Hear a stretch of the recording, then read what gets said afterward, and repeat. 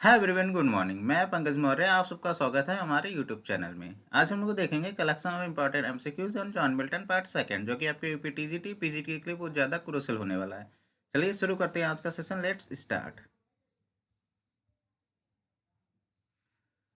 Question number 51। What literary form does John Milton use in on his blindness? On his blindness इनकी poem है John Milton की। ये किस literary form में लिखी गई है? पेट्रागन सोनेट में, एपिक में, शेक्सपियरियन सोनेट या लिरिक पोएम में? क्वेश्चन नंबर 51 का करेक्ट आंसर हो जाएगा ऑप्शन ए। पेट्रागन सोनेट में लिखी गई है on his blindness. John Milton की जितनी भी सोनेट है वो सारी सोनेट पेट्रागन सोनेट में ही लिखी गई है। Question number 52। What does the word light symbolize in Milton's on his blindness? On his blindness poem में लाइट वर्ड आया है, यह किसको सिंबलाइज कर रहा है? ऑप्शन ए में है both his eyesight and intelligence. Option B में only his creativity. Option C only his eyesight या option D only his faith. John Milton के जितने भी आपको एमसीक्यूज करवाए जा रहे हैं, एक एक क्वेश्चन बहुत ही ज़्यादा इंपॉर्टेंट है टीजीटी के पॉइंट ऑफ व्यू से। क्वेश्चन नंबर 52 का करेक्ट आंसर हो जाएगा option A, both his eyesight and intelligence. जो लाइट वर्ड है ये उनकी आईसाइट और इंटेलिजेंस दोनों को ही सिंबलाइज कर रहा है। देखिए, ऑन हिज ब्लाइंडनेस में तो लाइट वर्ड आया है, सिंबलाइज कर रहा है both his eyesight and his ability to serve God through his writing. Question number 53। What is the theme in Paradise Regained as discussed in the lesson? Christian heroism, sin is deadly, money can buy friends, love conquers all. Paradise Regained की theme क्या है? Question number 53 का correct answer हो जाएगा option A, Christian heroism. Question number 54। Why did John Milton dictate his poem? जॉन Milton ने अपनी poem क्यों लिखवाई? ऑप्शन ए में है he was illiterate. Option B he was blind. Option C he could not spell या option D he had arthritis. देखिए यहाँ पर आर्थराइटिस वर्ड का यूज़ किया है, ना कि गाउट का, क्योंकि गाउट के कारण इनकी डेथ हो गई थी। क्वेश्चन नंबर 54 का करेक्ट आंसर हो जाएगा ऑप्शन बी, क्योंकि वो अंधे हो गए थे इसलिए उन्होंने अपनी पोएम लिखवाई। ऑप्शन बी में हो जाएगा ही was blind. John Milton dictated his poems including the epic Paradise Lost because he became blind in 1652 and relied on amanuensis scribes to write down his words। अपने शब्दों को लिखवाने के लिए उन्हें लिपिकों की जरूरत पड़ी, क्योंकि वो अंधे हो गए थे 1652 में। Question number 55। The first stanza of John Milton's Paradise Regained begins with what topics? Paradise Regained's है, इन ये फर्स्ट स्टेंजा की शुरुआत किस टॉपिक के साथ हुई? ऑप्शन ए में है brief summary of Paradise Lost. Option B a detailed description of Saturn. Option C a detailed description of Milton himself या option D A and B.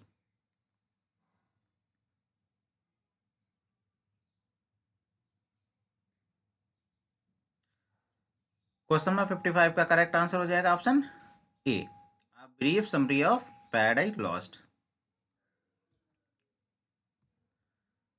Question number 56। In John Milton's Paradise Lost में किस book में एक Latin location आया है? कैप्टेसियो बेनिवोलेंटी refer कर रहा है to Eve's use of language to persuade Adam and win his favour. ये जो लैटिन लोकेशन है ये ईव ने यूज़ किया था परसुएट करने के लिए, एडम को परसुएट करने के लिए, उनका फेवर को जीतने के लिए ईव ने इस लैटिन लोकेशन को यूज़ किया था। किस बुक में यूज़ किया था? बुक 10, बुक 6, बुक 4 या बुक 5?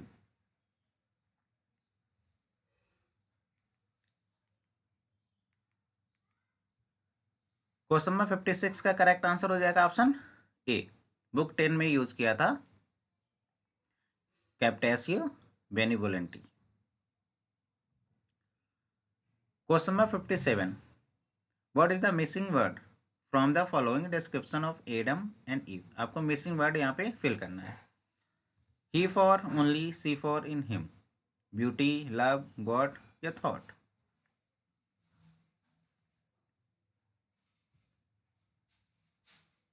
क्वेश्चन नंबर 57 का करेक्ट आंसर हो जाएगा option C, God. He for God only, she for God in him. Question number 58, the language of Paradise lost is influenced by the lexis and syntax of Latin, true और false. तो answer दे रखा है true. ये बात सत्य है कि पैराडाइज लॉस्ट की जो लैंग्वेज है वो प्रभावित हुई है lexis and syntax of Latin से। Question number 59. Milton's Paradise Lost was originally published in 1667 in 10 books. The second edition of the text, 1674, was composed of how many books? Paradise Lost का जो first edition आया था 10 books में आया था 1667 में। Second edition आया 1674 में। आपको बताना है सेकेंड एडिशन कितनी बुक के साथ में आया था, 12 बुक, 15 बुक, 20 बुक या none of the above.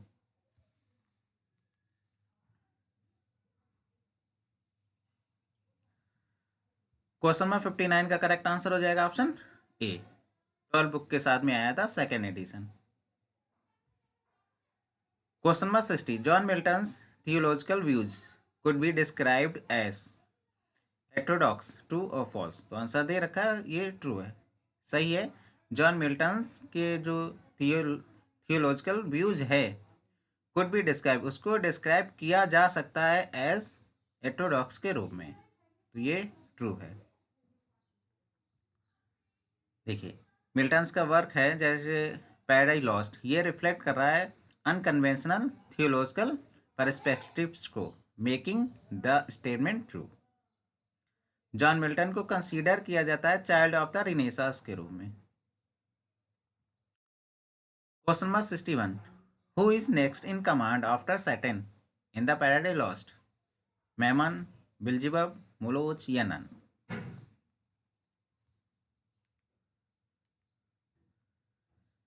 Question number 61 का करेक्ट आंसर हो जाएगा ऑप्शन बी, बिल्जेबब। जो बिल्जेबब है ये सेकेंड इन कमांड है टू सैटर्न, सैटर्न का इन पैराडाइज लॉस्ट में। अब मैमन, मैमन जो है वो जाना जाता है फोकस ऑन मटेरियल वेल्थ। तो आपसे पूछ लेंगे तो मटेरियल वेल्थ के लिए कौन जाना जाता है, तो मैमन जाना जाता है। Moloch, Moloch is the fallen angel who is described as cruel and barbarous associated with child sacrifice. Question number 62, John Milton lived through, John Milton किस किस एज से बिलोंग करते हैं? Elizabethan Jacobean age, Jacobean Caroline age, Caroline Commonwealth age या Caroline Commonwealth Restoration age?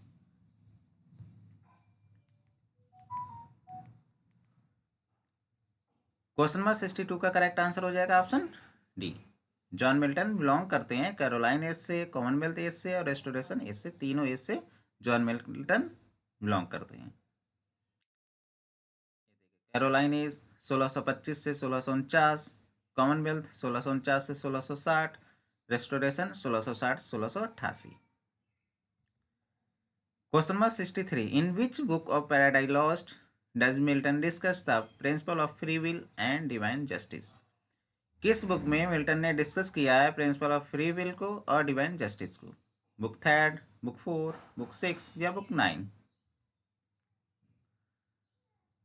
Question number 63 का correct answer हो जाएगा option ए, book 3 में डिस्कस किया है प्रिंसिपल ऑफ फ्री विल को एंड डिवाइन जस्टिस को। Question number 64, what post did Milton hold during the Commonwealth government? Commonwealth government के दौरान मिल्टन ने कौन सी पोस्ट होल्ड की थी? Personal secretary to Cromwell, Latin secretary, educational secretary या Puritan secretary?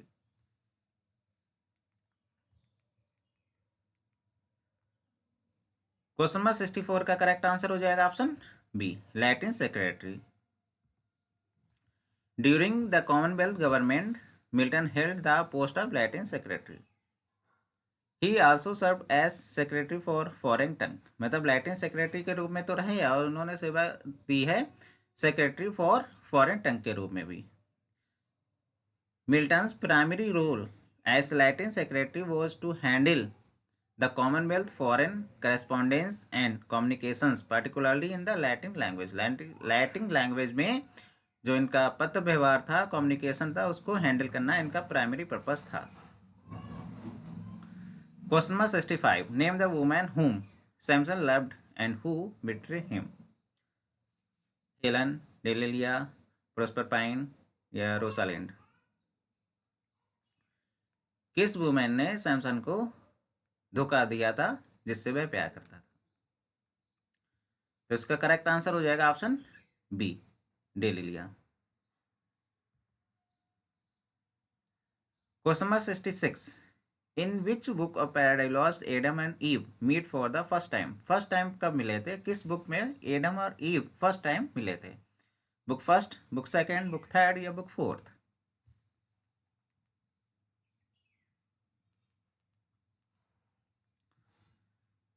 Question number 66 का correct answer हो जाएगा ऑप्शन डी, बुक 4 में Adam and Eve meet for the first time. Question number 67, Milton Samson Agonistes is epic, poetic, biography of Samson, poetic play, narrative poem. Samson Agonistes क्या है? Epic है, poetic play है, biography of Samson है या narrative poem है? इसका correct answer हो जाएगा ऑप्शन सी, ये एक पोएटिक प्ले है, वर्स ट्रेजिडी है। ये एक वर्स ड्रामा भी है, रिटन लिखा गया है ब्लैंक वर्स में। ब्लैंक वर्स यानी uses metre but does not rhyme. Metre का तो यूज होता है लेकिन राइम का यूज नहीं होता है ब्लैंक वर्स में। एक ट्रेजिक प्ले है और इसकी थीम है theme of loss, suffering, redemptions. Consider किया जाता है क्लोज ट्रेजिडी, इसका मतलब होता है suited for reading than performance. Milton due inspiration from Greek tragedy. Milton का जो इंस्पिरेशन है वो ग्रीक ट्रेजिडी से है।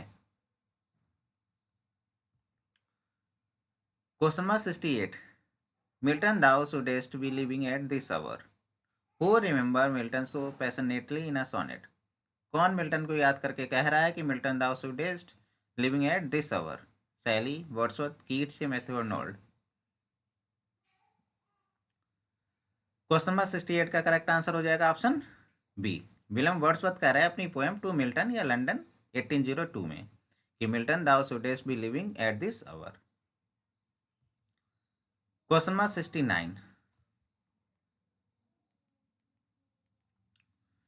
what in me is dark illumine, what is low rays and support, in which book of paradise these line occurs। किस book में, paradise last की किस बुक में ये लाइन आई है? इसका करेक्ट आंसर हो जाएगा बुक 1। बुक 1 में ये लाइन आई है, what in me is dark illumine, what is low raise and support. देखिए डार्क इल्यूमाइन और लो रेज में ऑक्सीमोरन है, तो इस लाइन में जो फिगर ऑफ स्पीच है वो ऑक्सीमोरन है, डार्क इल्यूमाइन में और लो रेज में। Question number 70, which book of Paradise Lost begins with an invocation to light. किस बुक में इन्वोकेशन टू लाइट आता है? बुक 9, बुक 4, बुक 3 या बुक 6? जिसने भी हमारी लास्ट सेशन की क्लास देखी होगी उनको पता होगा कि इन्वोकेशन किस किस बुक में आता है। तो इसका करेक्ट आंसर हो जाएगा ऑप्शन सी, बुक 3 में आता है invocation to light. Question number 71, how many English sonnets in all were written by Milton. Milton के द्वारा कितनी इंग्लिश सोनेट लिखी गई है? 21, 24, 26 या 18? क्वेश्चन नंबर 71 का करेक्ट आंसर हो जाएगा ऑप्शन डी, 18 इंग्लिश सोनेट्स लिखी गई है। एक्सप्लेनेशन देखिए, जॉन मिल्टन ने लिखी है टोटल 24 सोनेट, जिसमें 18 इंग्लिश है और 6 इटालियन। 18 इंग्लिश है और 6 इटालियन, जिसमें इंक्लूडिंग 115 लाइन कैनजोन। इटालियन सोनेट है 6, उसमें एक 15 लाइन की कैनजोन भी शामिल है। Question number 72, the span of years covered by the age of Milton. Age of Milton की आपको पीरियड बताना है, 1625 से 1660, 1550 से 1630, 1600 से 1660 या नन। एज ऑफ मिल्टन का आपको पीरियड बताना है, कब से कब तक रहा है। इसका करेक्ट आंसर हो जाएगा ऑप्शन ए, 1625 से 1660 एज ऑफ मिल्टन रही है। एज ऑफ मिल्टन को प्यूरिटन एज के नाम से भी जानते हैं। Question 73, the English Civil War started in the year. English Civil War हुआ था, किस ईयर स्टार्ट हुआ था? 1640, 1642, 1660, 1654। इसका करेक्ट आंसर हो जाएगा ऑप्शन बी, 1642। जो इंग्लिश सिविल वॉर है ये शुरू हुआ था 1642 से 1651 तक चला था। ये कॉन्फ्लिक्ट था बिटवीन रॉयलिस्ट एंड पार्लियामेंटेरियन के बीच में कॉन्फ्लिक्ट था।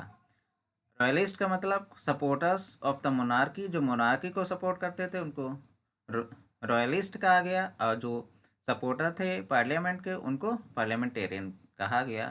तो रॉयलिस्ट एंड पार्लियामेंटेरियन के बीच जो कॉन्फ्लिक्ट था उसको इंग्लिश सिविल वॉर कहा गया। 1642 से 1651 तक चला है।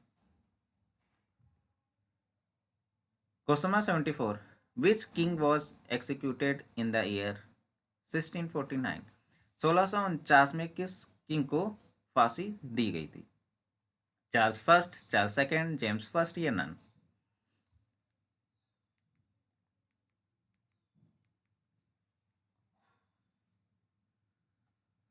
क्वेश्चन नंबर 74 का करेक्ट आंसर हो जाएगा ऑप्शन ए, चार्ल्स फर्स्ट को फांसी दी गई थी 1649 में। 30 जनवरी 1649 में फांसी दी गई थी चार्ल्स फर्स्ट को। Question number 75, the entire period of Puritan is covered by the dominance of war. First world, civil war, second world या none?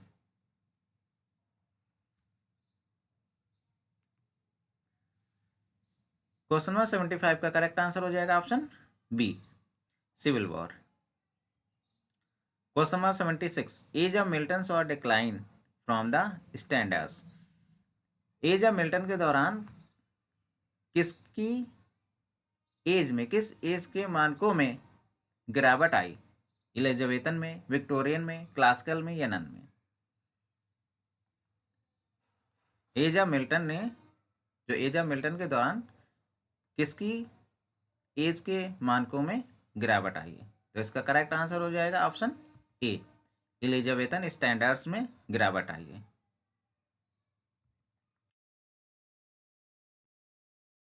Question number 77, there is a mark decay in writing during this age. This age यानी Puritan age. Poetry, prose, drama या none? Puritan age के दौरान किस प्रकार की writing में गिरावट दर्ज की गई? पोएट्री में, प्रोज में, ड्रामा में या नन में? इसका करेक्ट आंसर हो जाएगा option C, drama. There is a mark decay in drama writing during the Puritan age. Question number 78, age of Milton saw remarkable increase in. अब देखिए एज ऑफ मिल्टन में किस लिटरेरी फॉर्म में वृद्धि देखी गई? पोएट्री में, ड्रामा में, प्रोज में या नन में? इसका करेक्ट आंसर हो जाएगा ए, पोएट्री। पोएट्री में वृद्धि देखी गई और ड्रामा में गिरावट देखी गई। Question number 79, Milton wrote most of his prose during years of life. Milton ने ज़्यादातर प्रोज अपनी किस एज के दौरान लिखे हैं? मिडिल एज के दौरान, अर्ली या लास्ट या नन?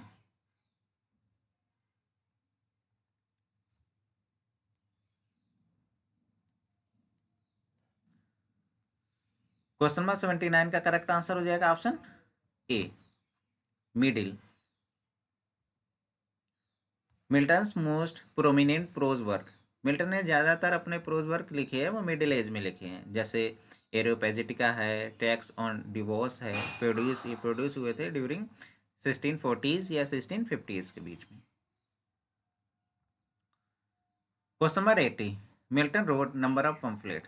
कितने पम्फलेट लिखे थे? 22, 25, 24 या none?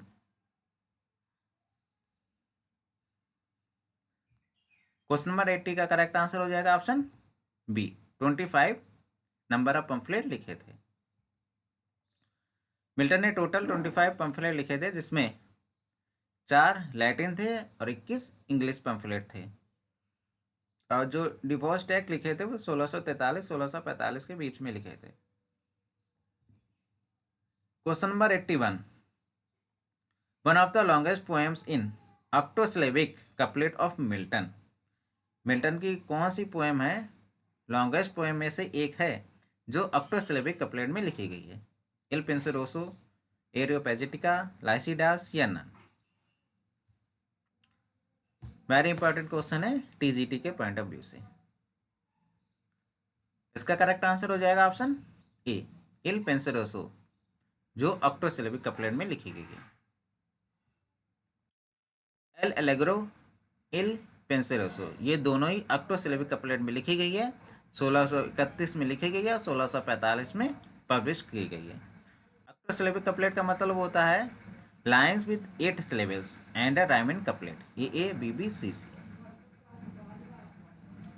Question number 82, the history of Britain unfinished prose work by English poet John Milton was published in. History of Britain ये जॉन मिल्टन का प्रोज वर्क है, अनफिनिश्ड प्रोज वर्क है। आपको बताना है कि पब्लिश कब हुआ है ये, 1674, 1670, 1671 या 1668। क्वेश्चन नंबर 82 का करेक्ट आंसर हो जाएगा ऑप्शन बी, 1670 में पब्लिश हुआ है। मिल्टन ने हिस्ट्री की स्टडी की थी, लगभग 1649 के आसपास अपने वर्क की शुरुआत कर दी थी।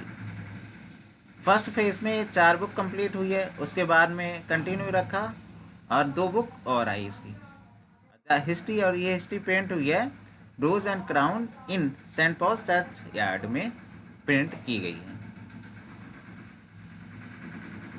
Question number 83, an apology for a pamphlet was published by, किसके द्वारा पब्लिश करवाया गया है 1642 में? William Shakespeare, William Wordsworth, John Milton, John गाल्सवर्थ।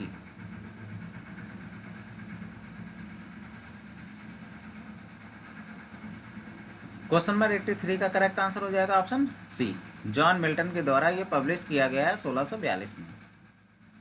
Apology for सिमेक्टिमनस, इसका दूसरा नाम अपोलॉजी फॉर अ पम्फलेट भी है, जॉन मिल्टन ने लिखा है, पब्लिश किया है 1642 में। Question number 84, on Shakespeare composed in 1630, it was Milton's first publish poem in English in the line epigram. कितने लाइन के एपिग्राम है? कंपोज हुई है ये पोएम 1630 में, अब पब्लिश हुई है 1632 में शेक्सपियर के सेकंड फोलियो में। 14 लाइन है, 18 लाइन है, 16 लाइन है, 19 लाइन का? कितने लाइन का एपिग्राम है? इसका करेक्ट आंसर हो जाएगा ऑप्शन सी, 16 लाइन एपिग्राम की पोएम है ये, ऑन शेक्सपियर लिखी गई है 1630, पब्लिश हुई है 1632 में, सेकंड फोलियो विलियम शेक्सपियर का सेकंड फोलियो में 1632 में पब्लिश हुई है। Question number 85, on the death of the fair infant dying of a cough, written by, किसके द्वारा लिखी गई है? William Shakespeare, William Wordsworth, John Milton, John Galsworthy. इसका करेक्ट आंसर हो जाएगा ऑप्शन सी, जॉन मिल्टन के द्वारा ही लिखी गई है। जॉन मिल्टन ने ये पोएम लिखी थी अपनी नीज की डेथ पर, जिनका नाम था एनी फिलिप्स, जो 2 साल की एज में ही जिनकी डेथ हो गई थी। इस पोएम की फर्स्ट लाइन है, fairest flower no sooner blown but blasted, soft silken primrose fading timeless lie. ये इस पोएम की फर्स्ट लाइन है। मिल्टन की ये first publish poem in English.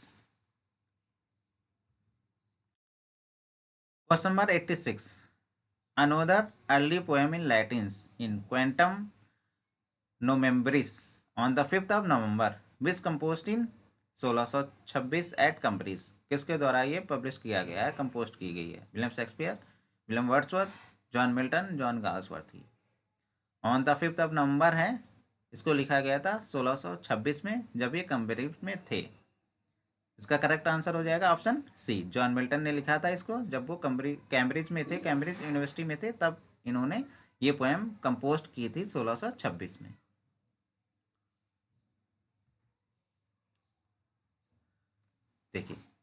ये जो पोएम है, on the 5th of November which Milton composed in 1626 at Cambridge, the poem celebrate the anniversary of the field gun powder plot of 1605।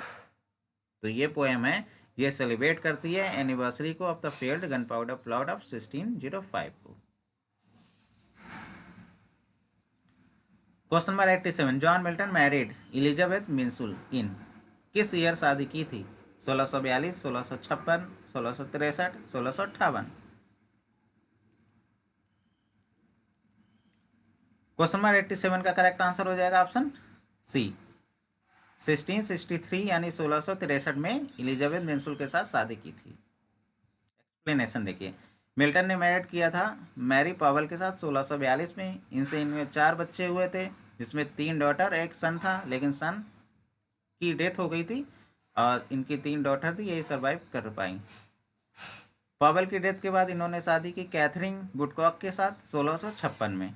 इनकी भी death हो गई 1658 में बच्चे को जन्म देने के दौरान।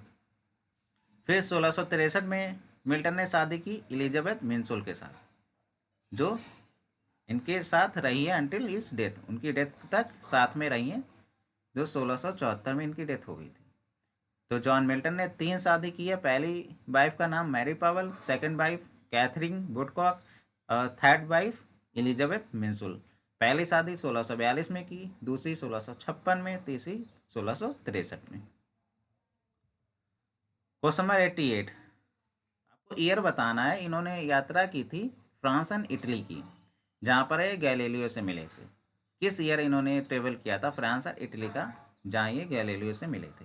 1642, 1656, 1663, 1638।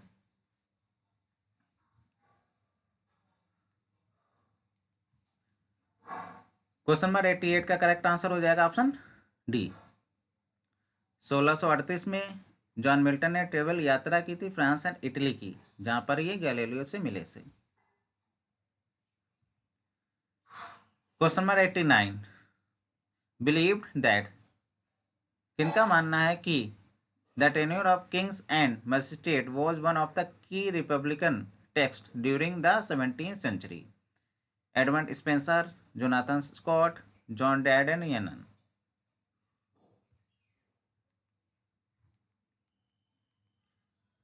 क्वेश्चन नंबर 89 का करेक्ट आंसर हो जाएगा ऑप्शन बी, जोनाथन स्कॉट का मानना था कि the tenure of kings and magistrate was one of the key republican text during the 17th century. Question number 90, line बतानी, ये लाइन जॉन मिल्टन की किस सोनेट से ली गई है? Of sad Electra poet had the power to save Athenian walls from ruin bare, किस poem से ये लाइन ली गई है?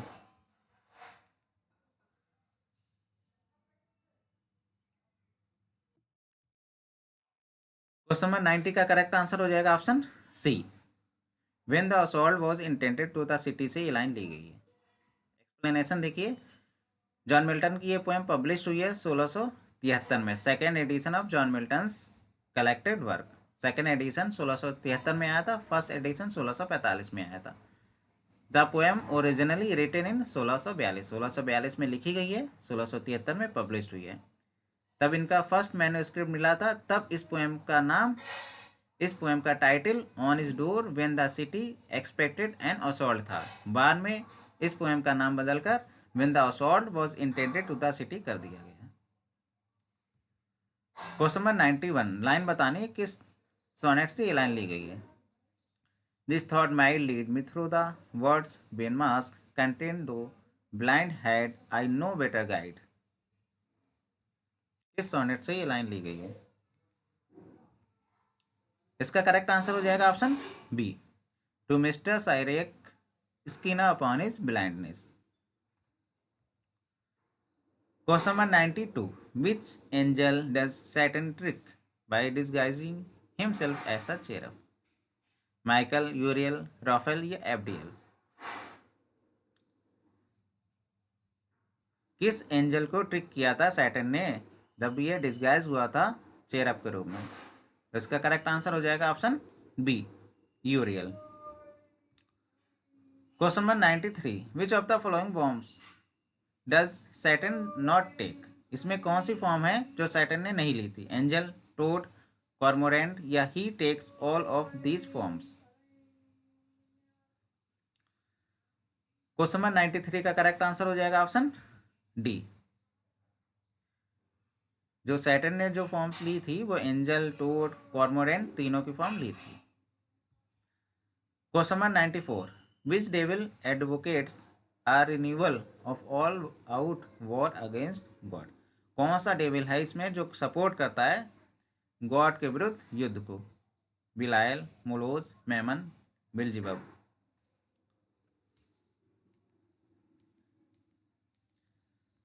क्वेश्चन नंबर 94 का करेक्ट आंसर हो जाएगा option B, Moloch. Question number 95, which angel tells Adam about the future in book 9 and 12? Book 11 and 12 कौन सा एंजल है जो बताता है एडम को फ्यूचर की स्टोरी बताता है? बुक 11 एंड 12 में राफेल है, यूरियल है, माइकल है या नन ऑफ द एबव है? तब एडम और ईव को पैराडाइज से निकाला जाता है तो जो माइकल होता है वो उसको फ्यूचर के बारे में बताता है, और माइकल ही है जो एडम और ईव को पैराडाइज से निकालता है। और ये सब सीन आए हैं बुक 11 एंड 12 में। माइकल इसका करेक्ट आंसर हो जाएगा। Question number 96, how many times does Milton invoke a muse? John Milton की पैराडाइज लॉस्ट में जॉन मिल्टन ने कितनी बार आह्वान किया है? 1, 2, 3 एंड 4? इसका करेक्ट आंसर हो जाएगा ऑप्शन सी, 3 टाइम्स इन्वोकेशन आया है पैराडाइज लॉस्ट में। बुक 1 में आया है, बुक 3 और बुक 7 में आया है। Question number 97, who Leeds Adam and ewe out of paradise? अभी मैंने बताया है कि जब एडम और ईव को पैराडाइज से निकाला जाता है वो माइकल होता है, और माइकल ही फ्यूचर की स्टोरी भी बताता है। तो इसका करेक्ट आंसर हो जाएगा option C, Michael. Michael leads करता है एडम और ईव को out of Paradise Lost. Paradise से बाहर एडम और ईव को माइकल निकालता है, फ्यूचर की स्टोरी भी माइकल ही सुनाता है। Question number 98, who discuss cosmology and battle of heaven with Adam? कौन डिस्कस करता है कॉस्मोलॉजी को और जो हेवन में युद्ध हुआ था उसको एडम के साथ? गॉड, ईव, राफेल या माइकल?